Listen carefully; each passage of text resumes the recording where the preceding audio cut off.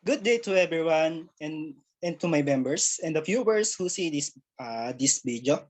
Then I am the first presenter of this solar powered home grid tide with Russell Jake Perido and Pauline Jambot. Next.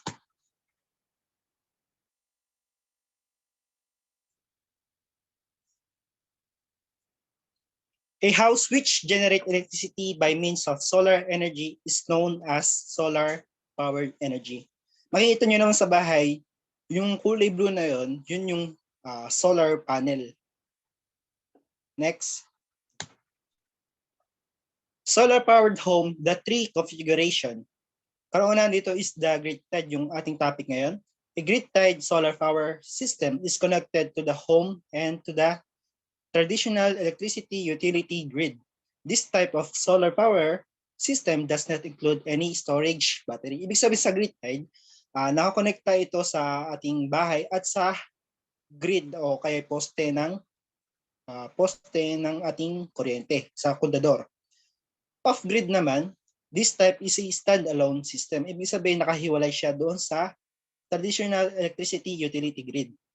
That is completely disconnected from the electric power grid doon sa kontador. It contains a large set of battery packs which stores energy during the day and night to be used at night or at times when sunlight intensity is low. Hybrid. The last one is hybrid. A grid intertied solar power system is also connected to the traditional utility power grid, which contains battery backup. The addition of a battery backup enables the system to work when there is power interruption. Okay, next.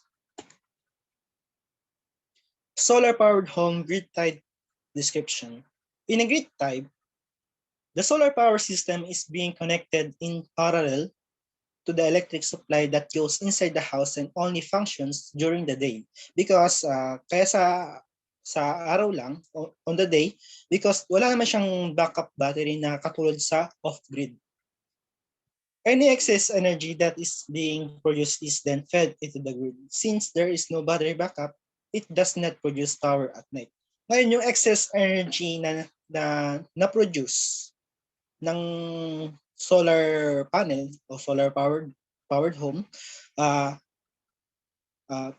pinefed up niya doon sa traditional electricity utility grid. Ngayon, sabi dito, during brownout, the solar power system is also in the shutdown state, hence does not produce electricity. Bakit nila siya shutdown din yung solar power system? Kasi during brownout, syempre walang dadaloy na kuryente sa ating mga poste, di ba? Ngayon, sabi doon sa pangalawa, any excess energy that is being produced is then fed into the grid. Ibig sabihin, yung excess energy na nanggaling doon sa solar powered home is yung energy na yun napupunta din doon sa poste ng kuryente. Ibig sabihin, pag pumunta doon yun, may dadaloy ulit na electricity. Syempre naman, pag dumalo yung electricity sa poste ng kuryente, syempre makukuryente yung electrician. Okay, its main purpose is to save electricity. In fact, when the solar array ratings matches the electric consumption, zero bill can be attained. Why? Ba't sa dulo na to sinabi na yung purpose ng grid tied is to save electricity at pwede maging zero bill yung ating kuryente. Bakit naging ganun? Pero sa pangalawa na sinabi dito, any excess energy that is being produced is then fed into the grid. Sa susunod na slide, malalaman ito doon sa may net metering. Next. This is the example of solar-powered home grid tied. Next. Doon naman tayo sa basic parts. The basic parts is, kanuunan dito is solar panel. This is the main parts of solar-powered home ng grid tied. Grid tie inverter with or without limiter, square wave or pure sine wave, DC circuit breaker, DC surge protection device or SPD, AC circuit breaker, AC surge protection device SPD, time delay switch, DC or AC electrical wires, MC for connectors, solar, rail, and clamps. Next.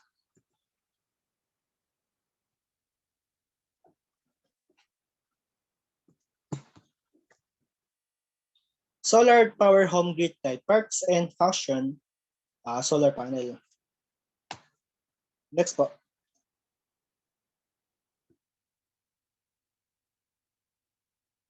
Solar powered home grid type parts and function solar panel. The heart of a solar powered home, a typical solar cell, will only produce around half a volt. So by connecting them together in series inside the panel, a more useful voltage is achieved.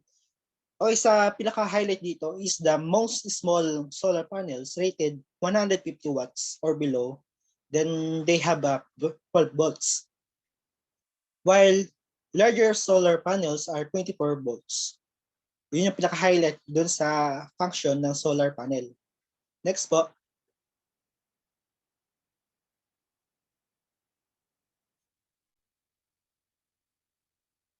Solar panel connections. Solar panel can be connected together to create a solar array. The output of a solar array is connected much like a battery. Ibig sabihin, di ba sa circuit natin o DC circuit natin sa series, pag kukuha tayo ng total voltage doon is summation of voltage tapos yung current niya is the same on the original value. Sa parallel connection naman sa DC circuit, kasi sabi dito, much like a battery, di ba? Sa DC naman, ng parallel, yung total summation ng voltage is the same current voltage. Sa current naman,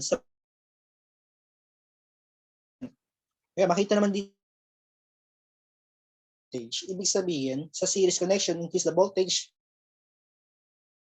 all voltage on A the same. But while voltage remains naman, yung current naman yung like multiple panels located together, the power of the overall system increases, regardless of whether they are connected in series or in parallel. Example, each panel on the next slide is rated at 12 volts and 10 ampere. Calculate the following: the total voltage, total current, and the total power. Next. Okay, solar panel connections. Makikita nyo sa first picture dun sa may PV panels in series. Ay pag kinompute natin 'yan, ang sabi do sa example, each panel on the slide is rated at 12 volts and 10 amperes. Ngayon sa unang tanong natin is naka-series siya. Ang series is a connections increases the voltage. Ibig sabihin summation of voltage. Ngayon, ang voltage ng isang panel is 12 volts. Bali, ang sa series, ang total voltage niya is 36 volts. Sa total current ng series is 10 amperes because it is remain the same. The total power is 360 watts kasi power equals mo sa V times I. Sa pangalawang picture naman doon sa PV panels in parallel, ang sabi doon sa parallel na yun, when parallel connection increase the current, ibig sabihin yung current lang nag-increase, tapos yung voltage remain the same, ibig sabihin. Ngayon, total voltage ng parallel is 12 kasi ito yung pinaka-original value ng isang panel. Sa total current naman is the summation, ang magiging total current mo is 30 ampere. Total power mo pa rin is 360 watts. Ngayon, sa pinakababa, panels in series parallel. Ibig sabihin, combination siya ng series and parallel. Ngayon, ang total voltage niya kasi is 24 volts kasi naka-series yung dalawa. Ngayon, yung pinagsama mo siya para sa current, magkakaroon siya ng 20 amperes. Ngayon, pag sinod mo yung total power, magkakaroon ka ng 480 watts. Next. Solar panel types polycrystalline versus monocrystalline. Next. Okay, makikita natin dito yung pagkaiba ng polycrystalline at monocrystalline at ano ba mas okay na gamitin dito sa ating bansa.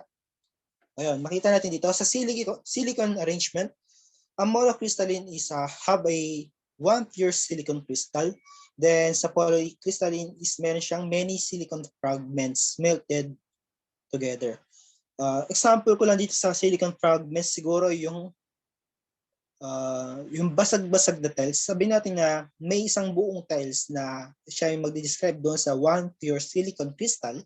Tapos yung basag-basag na tiles doon sa many silicon fragments melded together.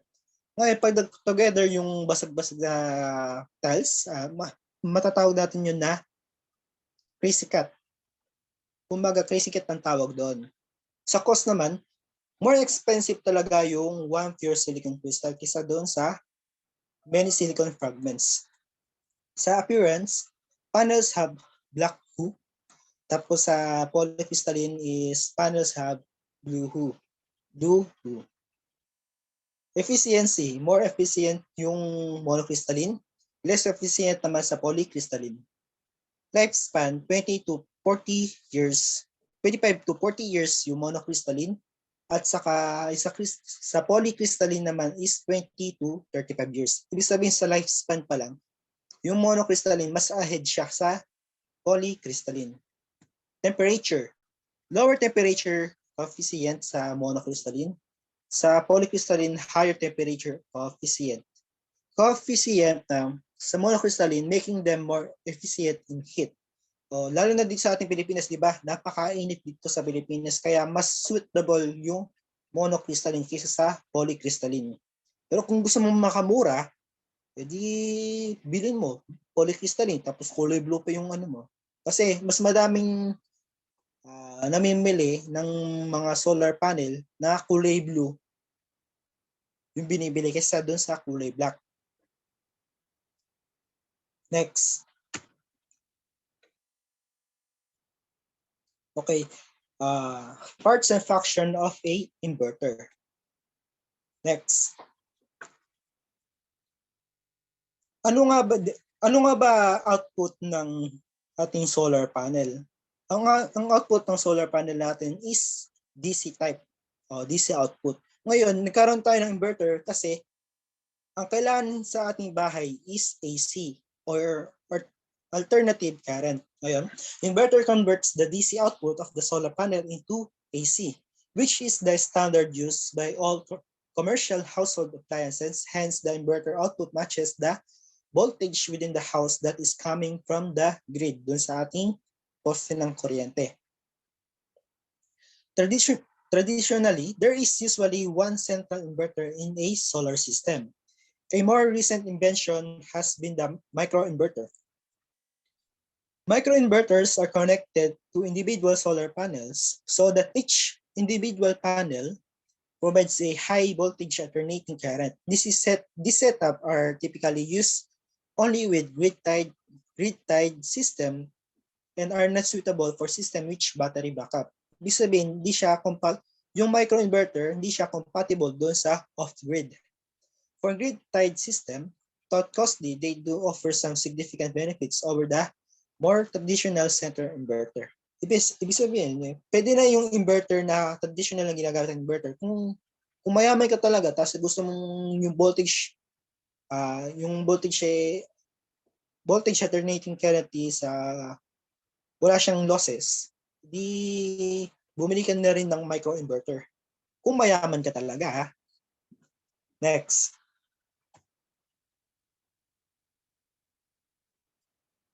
Inverter types, may tatawag tayong pure sine wave inverters, then modified sine wave inverter. Ngayon, ang pag-aralan muna natin is pure sine wave inverters. This type output voltage in the form of sine waves. Utilities also provide sine wave output to be tied to okay. Because of this, pure sine wave inverters are usually needed if you're going to be tied to the grid. Typically, you need pure sine waves inverters for sensitive equipment, your TVs, CFL light bulbs and appliances with AC motors. But yung sine wave is ginagamit natin palagi sa inverter types. Kasi sa sine wave kasi, ano siya, yung output ng grid, pares o the same din ng nilalabas ng inverter na sine wave. Ito pure sine wave inverters are capable of producing thinner, smoother, quieter, and more reliable electricity to operate appliances and electronics without interference. Next. Doon naman tayo sa modified sine wave inverter. A pure sine wave inverters, the AC power produced by the inverter very closely match an actual sine wave.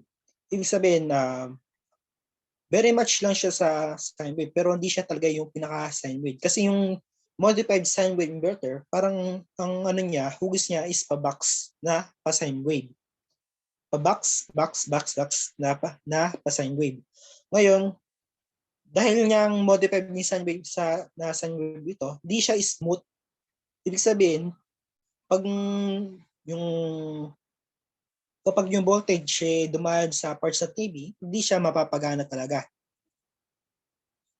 Ibig sabihin, sa modified sine wave na to, nagiging choppy yung wave niya. Kaya dito, the choppy wave can negatively affect more delicate sensitive equipment. Katulad ng doon is yung microwave, TV, refrigerator, ganun. Ang pinaka-advantage lang niya dito is ano siya, mababa lang yung ano niya. Tawag dito, mababa yung bayad, mababa yung cost. So yung much cheaper siya dun sa sine wave, pure sine wave. Next. Makikita niyo yung blue type. Yung color blue na yon, siya yung pure sine wave. Tapos yung, di ba, sabi ko yung pa-box na pa-sine wave, siya yung modified sine wave. Kaya nagiging choppy siya. Next.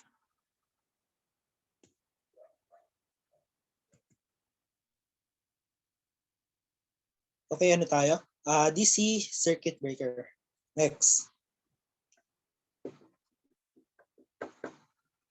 The DC breaker, sometimes referred to as the PV disconnects, are placed between the solar panels and the inverter. Bago pala pumasok yung DC output do sa inverter, syempre magkakaroon pa rin ng DC circuit breaker. In some cases, built into the inverter. Just like a typical CB, or circuit breaker, it acts as an overcurrent protective device. Short circuit on the part of solar array may produce a high value of current which might damage the inverter or the system as a whole. Before it happens, the DC circuit breaker acts as an automatic switch disconnecting the inverter from the solar array. Ibig sabihin, ang function ng DC circuit breaker is pag nagkaroon ng high value of current na dadaloy papunta doon sa inverter, mag-o-off siya. Mag-automatic switch off siya para ma-breakdown yung pagdaloy ng high value of current. Next. Ang susunod is AC circuit breaker. Ang AC circuit breaker is makikita natin to after the inverter because inverter is a conversion of DC to AC, di ba? Kaya magkakaroon din ng circuit breaker dun sa AC. Next. Okay, di ba sa AC na yun? Sa AC circuit breaker, mayroon siyang RCBO type. RCBO stands for Residual Current Operated Circuit Breaker with overcurrent protection. In the RCBO type, it has added protection. Sabihin ko na lang na kapag ang isang tao, one person who touch a live wire, ngayon yung RCBO type, siya yung papatay kaagad. Kasi may isang tao na nakahawak doon sa live wire. Pero yung RCBO type, di siya yung mag-ooperate sa buong bahay. Malapit lang ito sa may inverter. Next. Okay, parts and function ng DC surge protection device. The DC SPD or DC surge protection device are placed parallel to the DC circuit breaker. Doon sa may DC circuit breaker. Ibig sabihin, di ba sa solar panel, ang susunod doon is DC circuit breaker. Tapos sa sumunod doon pala is DC surge protection device. Okay. Sa SPD na to, generally protects the system from power surge or more appropriately called voltage transients. Saan ba makikita yung voltage transients na yan? Siyasabi na yan.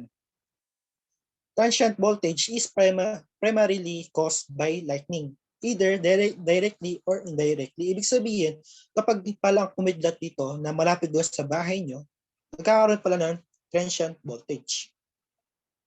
Okay? Transient voltage is the occurrence of very high voltage in a very short duration of time, around tens to hundreds of microseconds. Ibig sabihin, wala pang isang segundo yung transient voltage. Ngayon, yung SPD kasi na to, nakakonekta siya doon sa ground.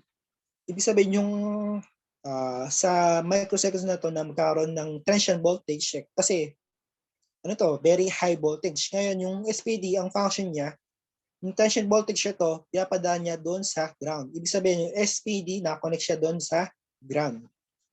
Next. Next is the AC protection device. Katulad lang din siya doon sa DC SPD. Sabi natin, just like the DC SPD, nakaparallel yung AC circuit breaker doon sa AC SPD. This serves as protection against transient voltage, but this time on the AC side naman of the PV system. SPD redirects this excess power to the ground. Sabi ko na kanina ito. Next. Time delay switch.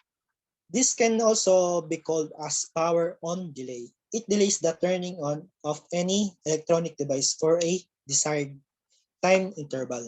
Okay? Example nito is the purpose of this is usually when brownout occurs. After a brownout, when power have already been restored, there is that tendency of power surge which may damage the system if it is being turned on right away. To prevent this, time delay switch delays the turning on of the system for a minute or even a bit more. Ibig sabihin sa time delay switch ito, di ba? Kapag nagka-shutdown, nagka-brownout sa buong bahay, tapos biglang di mo pala natanggal yung sa pagkasaksak ng mga appliances, tapos biglang nagkaroon ng kuryente ulit, may posibilidad na masira yung isang appliances mo. Kaya yung ginagawa ng time delay switch na to, dinidelay niya muna yung pagpasok ng kuryente. Next. Okay. Parts, programmable timer switch. Turning the solar system on and off could be a vital routine which cannot be perfectly done in a day-to-day basis. Programmable timer is a hassle-free switch that automatically turn the system on and off at your desired time. Ibig sabihin, example nito, if di ba, umalis ka ng bahay nyo ng maga, ngayon yung solar powered home nyo is nakapatay, yung function ng programmable timer switch, nakaprogram na doon kung anong oras na magbubukas at anong oras na magpapatay. Next.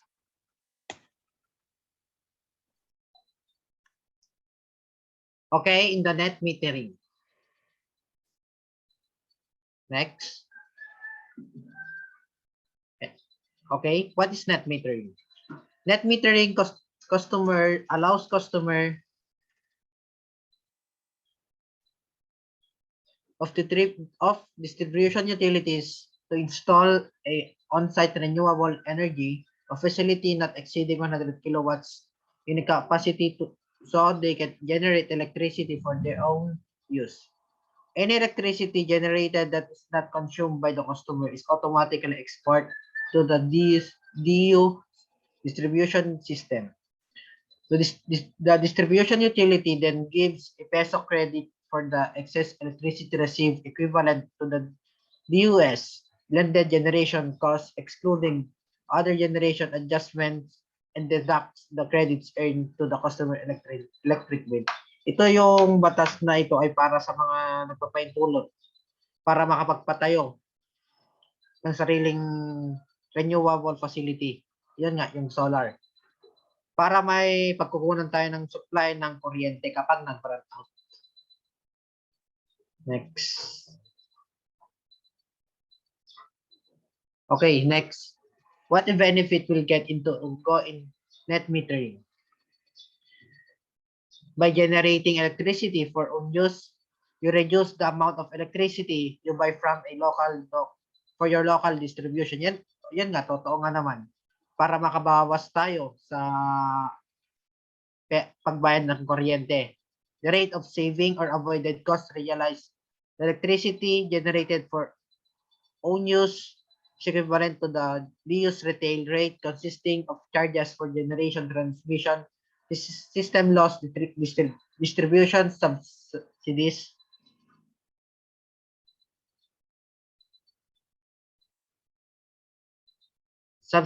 taxes, and other charges. You also earn peso credits or any excess electricity exported to the DU equivalent to the DU's blended generation cost. Excluding the generation adjustment, the peso credits earned is the use to reduce your electricity bills. Dapat mag-apply tayo muna sa net metering. And then, sa distribution utility naman sa Celcor Nico, basta sa electric cooperative, yun na sila magkokan dyan. Doon na sila bahala na magbabawas. How will my DU meter my import and export energy? The DU may OPT to install two unidirectional meters, one to meter energy to buy from your local DU and the other to the meter the energy to export to the DU. The DU may its option install a single bidirectional meter that can meter both import and export energy if it finds it to be more economical. The DU may also install a third meter proximity to your RA facility to meter its total RA regeneration. The total RA generation shall earn for the host DU RA certificates which the DU can use to comply its renewable portfolio standards or PS obligation. Kapag magkuhan naman tayo dito, mag-apply ka na dito sa distribution utility para sa net metering. And then, mapapalitan na yung mga kontador natin sa dalawa. Yung isa at pang monitor para sa grid tie. At yung isa naman ay yung step up sa solar. Yan. And then, sa papasok at palabas ng kuryente, mamonitor na dito. Ayun, para hindi na natin problemahin kung paano ito. And next. Who are the qualified to participate in the net metering program? The DU customers are in good credit standing in the payment of their electric bills to their DU are qualified to participate in the net metering programs for renewable energy. These customers are referred to in the roles of qualified end users or QE. Ito naman ay napakadali lang naman natin na gawin ito. Basta kung customer ka ng distribution utility, walang violation or utang, yun lang, madali ka na lang makakapasok doon. Yung pag-apply doon. Para ma-qualified ka na. Okay, next. Consequence of not applying for net metering. First, in the case that solar power system is being installed and does not apply for net metering, any excess that is being fed to the grid will be billed the customer. Example is when the system is rated at 5 kW and the load consumption is only 4 kW, the system will have an excess of 1 kW which will be sent to the grid. This energy will pass through the meter, hence will be billed to the owner. Kapag hindi naman tayo naka-apply sa grid tie, the tendency is yung ine-export na ng kuryente at yung papasok at palabas sa kontador. And then, magre-reflect ito sa electricity bill na ang kailangan ay yung mga nag-apply sa net metering. Yun yung responsibility naman nila.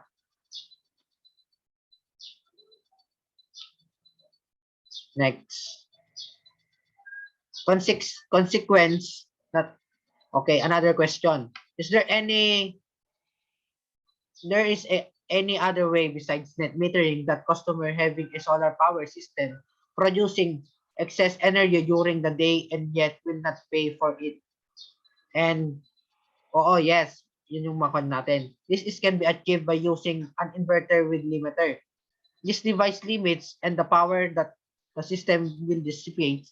It automatically detects the maximum power that the system can provide without the excess being sent to the grid. Itong another way na ito, yun yung inverter with limiter. Ang inverter limiter, ang kinakaya niya ito ay 140 watts lang kaya. Kaya, kung 800 watts yung kwan niya, ang bahay nyo, ayun, meron pang konti, meron pang makakuha na excess na matitira.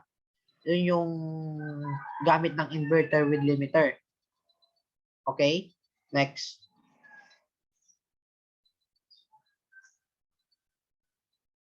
Solar-powered home with a grid-tied circuit connections. Yan. Ito naman yung dalawang input na yan, DC and AC. Punta muna tayo sa DC input. And then, yan. Tingnan natin yung may solar. Dito sa taas. Yan. Merong dalawang wire, yung live wire and yung blue. Yung neutral yan or neutral. And then, papasok yan sa DC circuit breaker. Pagkatapos, meron papasok na rin sa, i-connect rin sa live wire yan. And then, meron kang nakikita yung green sa baba. Yun yung ground na doon. Lahat naman na yan ay connection. Connection naman na yan. Halimbawa, ito yung combination ng distribution utility yung dalawa. And then, yung Cellcore and Nico, yung kapag niya ay line to line, meron naman ng connection yan. Line to line yan, dalawa. And then, may neutral and live wire yan. Pagkatapos nun, mag-connection lahat yan. Lahat yan sa panel board, sa RCBO, AC SPD. Connection lahat yan. And then, meron pupunta yan sa internal limiter. Meron kang sa internal limiter. Mai-connection sa panel board. And then, yung panel board naman, may connection sa ground na yan, sa ground niyan. Para goods yan, para gagana. Okay, next. Solar-powered home, grid-tied, or wire sizing. TW is a thermoplastic wire, a moisture resistant and flame retardant. Ito yun naman yung hindi basta-basta na ma-absorb ng moisture at masusunog. Yung hindi madali. Yun.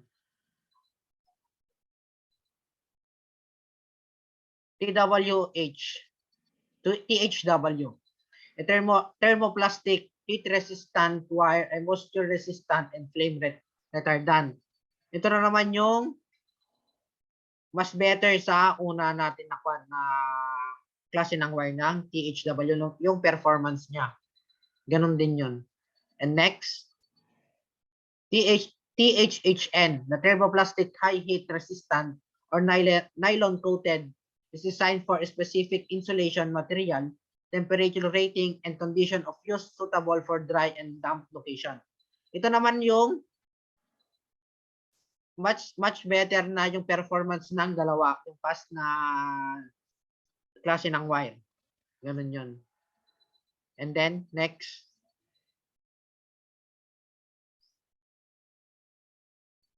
Yung THHN-THWN-2. THWN is similar to THHN except it is a water resistant, adding the W.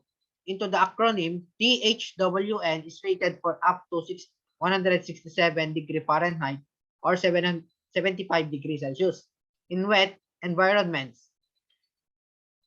But its successor, THWN-2 is rated for 90 degrees Celsius in both wet and dry environments.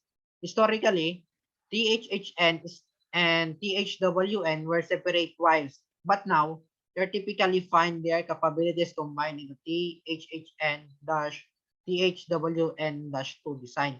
Ito naman yung pinaka the best. Hindi naman ito yung pinaka the best, pero mas the best pa na wires na gagamitin natin dito. Pero kung gusto mo na yan, mas okay sa mga tatlong wire na gagamitin natin. Kung yan yung pipiliin mo. Pang bahay, ganun. All goods na yan. And then, next.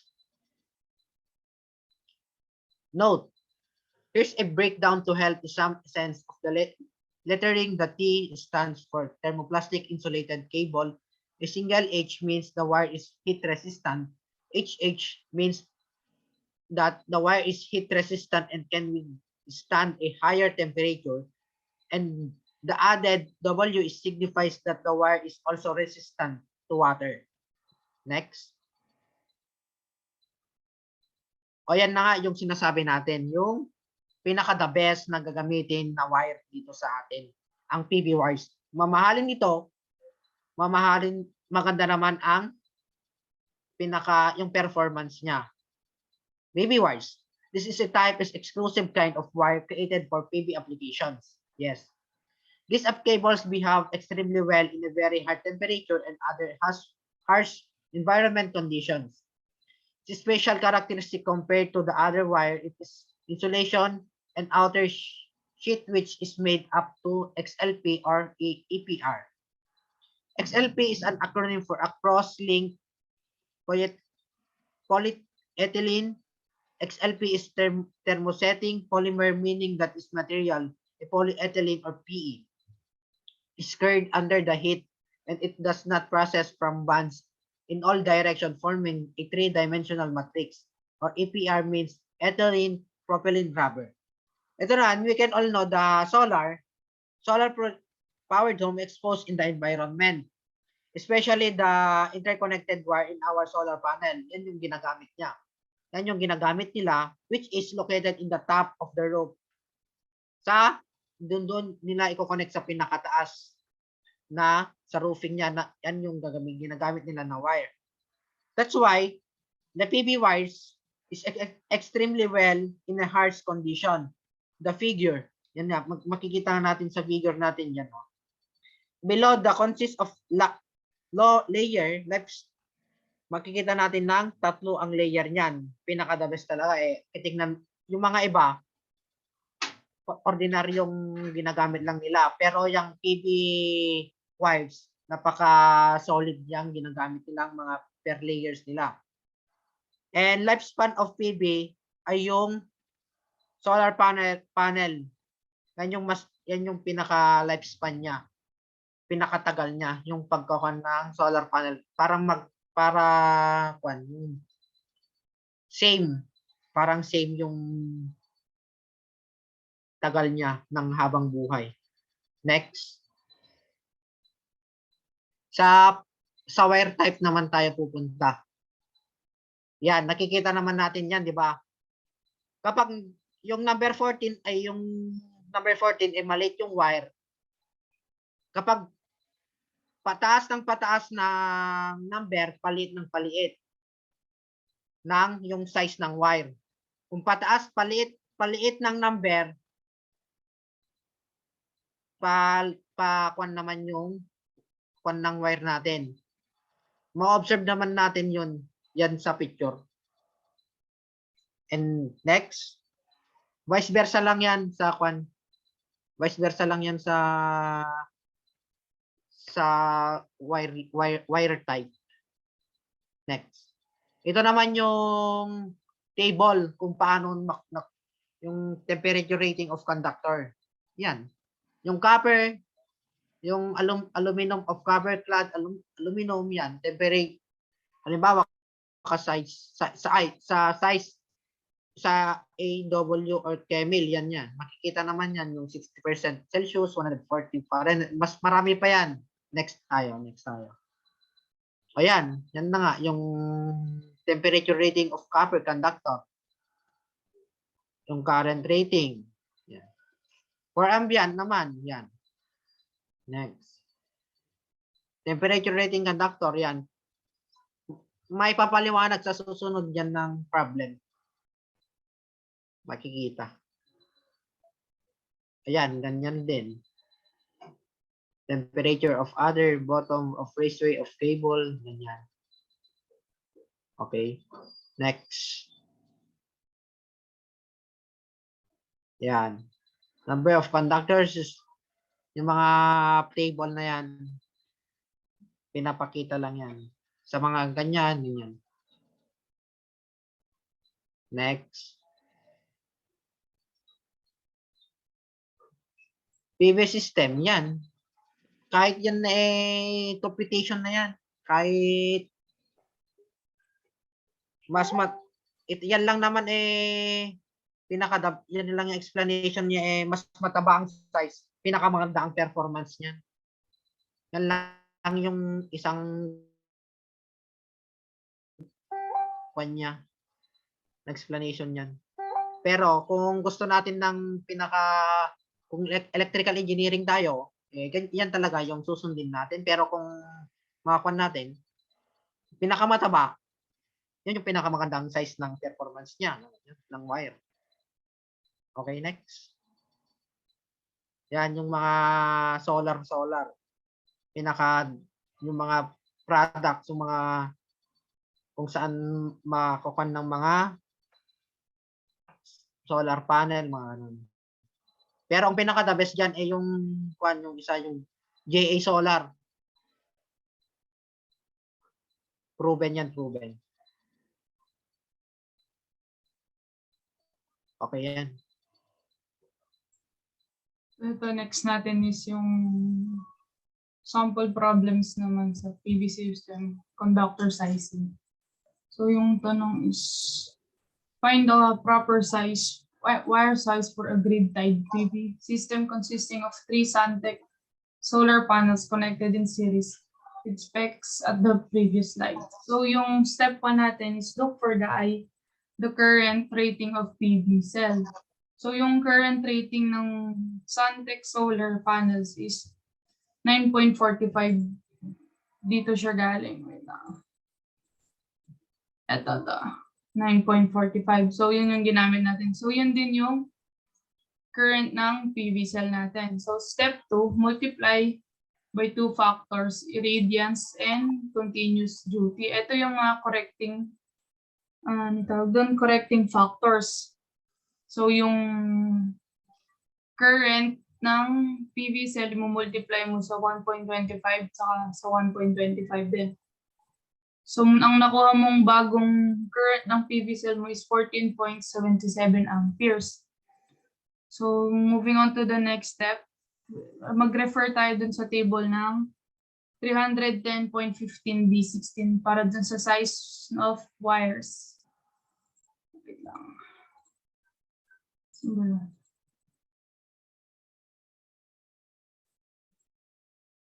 Ito. So andito tayo, THHM. So sa nag-fall yung naging natin kanina is 'di ba? 14.77. So under siya ng 25. Ito ba yun? Wait lang. Ito pala. Yan, ito. Next. Balik tayo.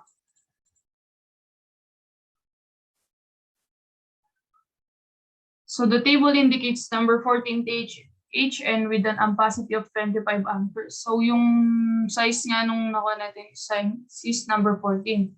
So since number 14 AWG is not the best practice for PV system, use 12 THHN with ampacity of 30 amperes. So kailangan nating i-increase yung ampacity nung wire na gagamitin natin para mas maganda yung maging performance para mas gumanda yung performance niya yung mga wires. So same problem siya yung sa step 4 naman, ampacity correction due to ambient temperature. Kasi hindi naman magkakamukha ng temperature dito or sa ibang bansa. So yung ambient temperature sa Pilipinas is 37 degrees. So based dun sa table 310.15b2a, yung Philippines is, di ba, 37 degrees. Nag-fall siya dito sa may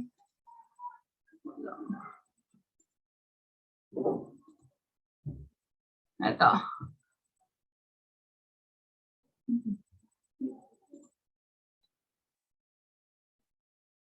Ito, 30. So, dito nag-fall yung temperature dito sa Philippines. So, ang kukunin natin is 9.91.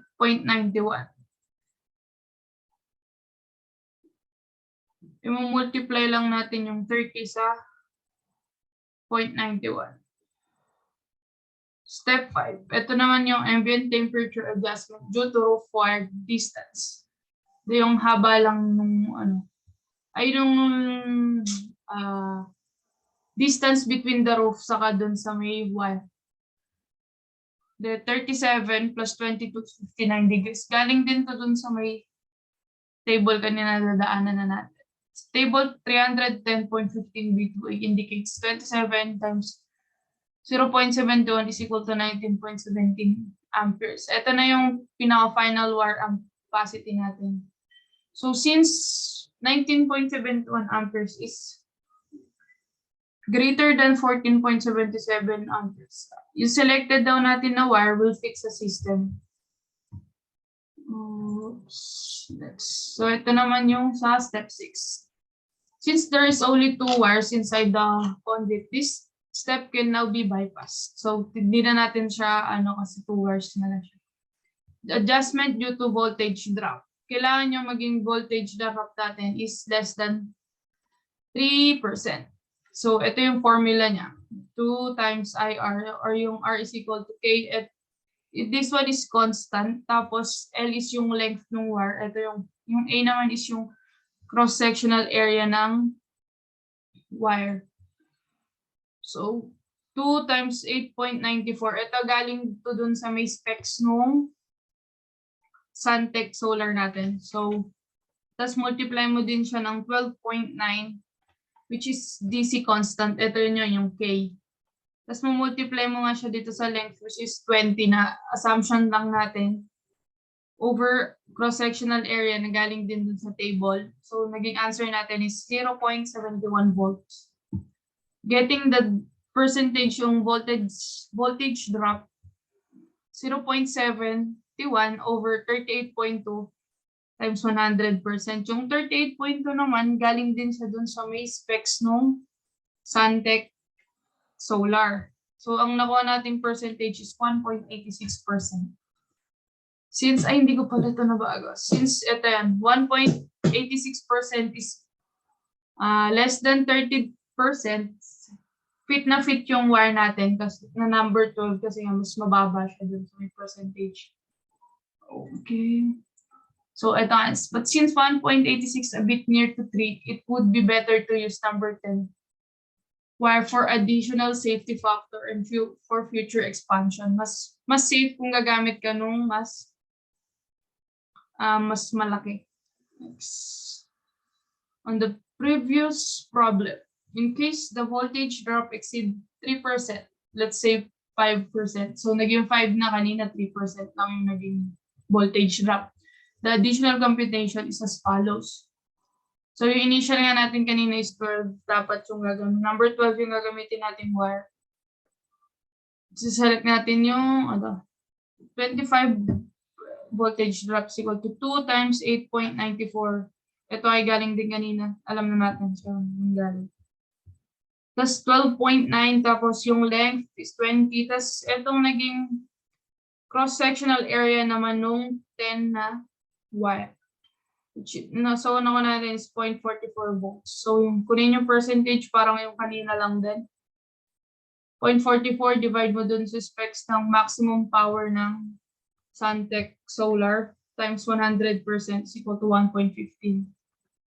So, fit din yung number 10 na wire sa. So, ayan o. Ito pala yung magiging final wire natin based dun sa na-calculate natin mga datas.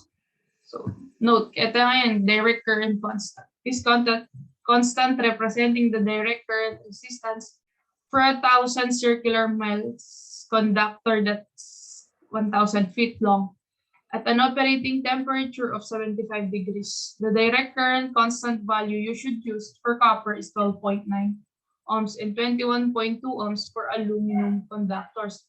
So the K constant is suitable for alternating current circuits where the conductors do not exceed number. Okay. So ito pa yung mas pinagsama-sama na siya. Mas madali mo nang mahanap yung mga kailangan mong data dito sa mga tables na to. Yeah. So next is inverter sizing. So may inverter naman to fit the system. Its power rating must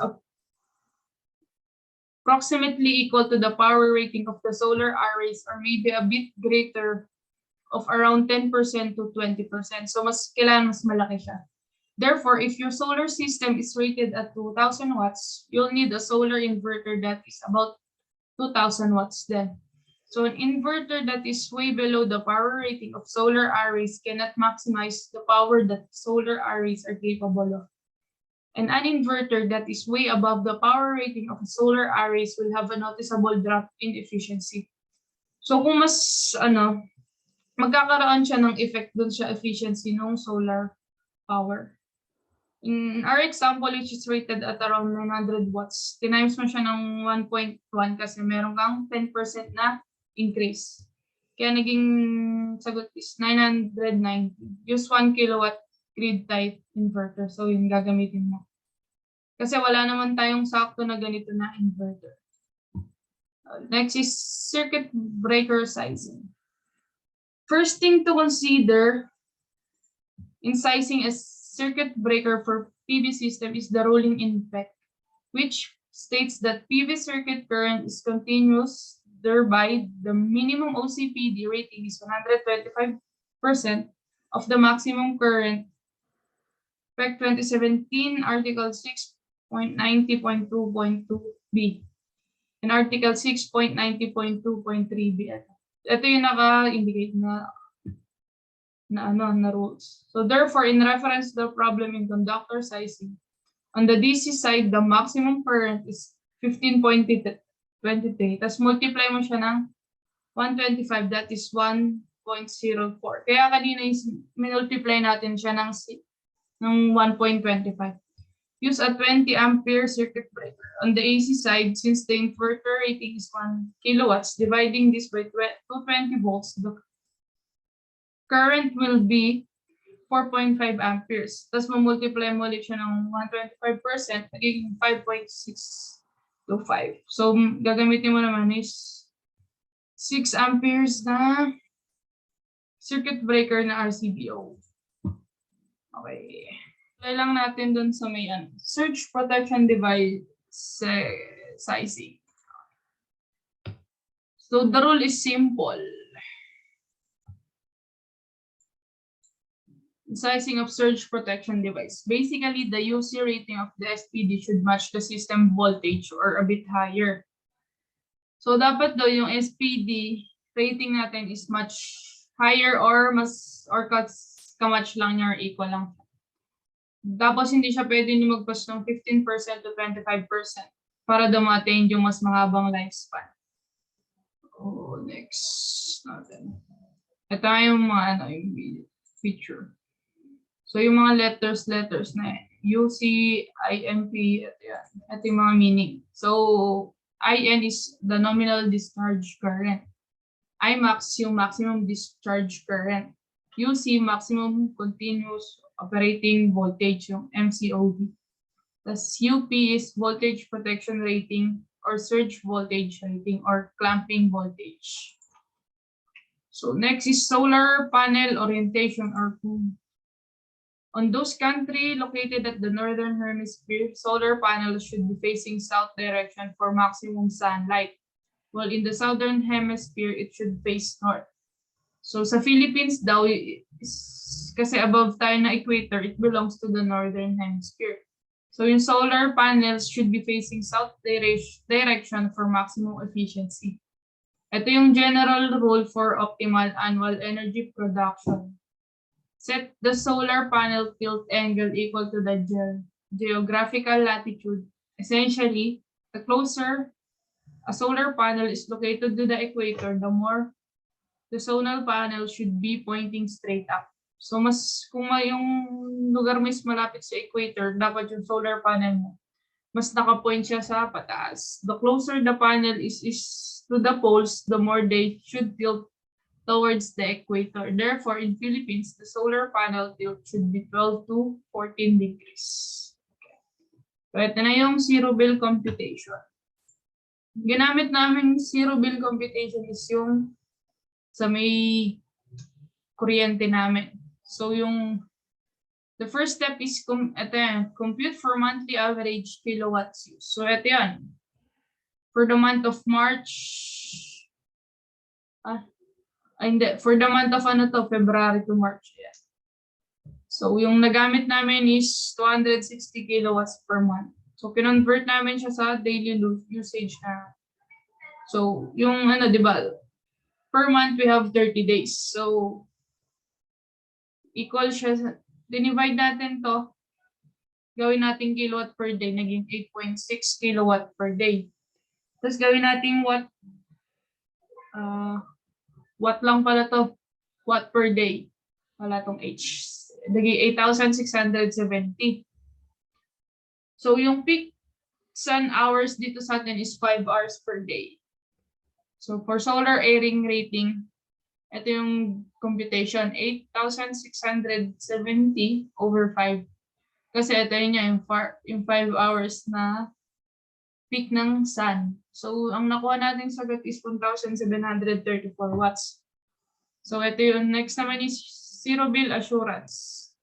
So, yung nakuha nating solar array rating, multiply mo siya ng 1.1. Ito yung kaninang nabanggit na yung 100% mo, kailangan mo i-increase ng 10% by 10%, kaya naging 1.1. So, ang nakuha sa sagot is 1,907.4 watts. So, sa number naman ng solar panels mo, ito, paano mo siya makukuha? So, 1,907 or yung nakuha mong zero bill assurance, divide mo ng 260. So, ang nakuha mong sagot is 7.34. It's either 7 or 8 solar panels ang gagamitin. Mas maganda kung 8 solar panels siya. So, that's all. Thank you. Yun na po ang kabuuan.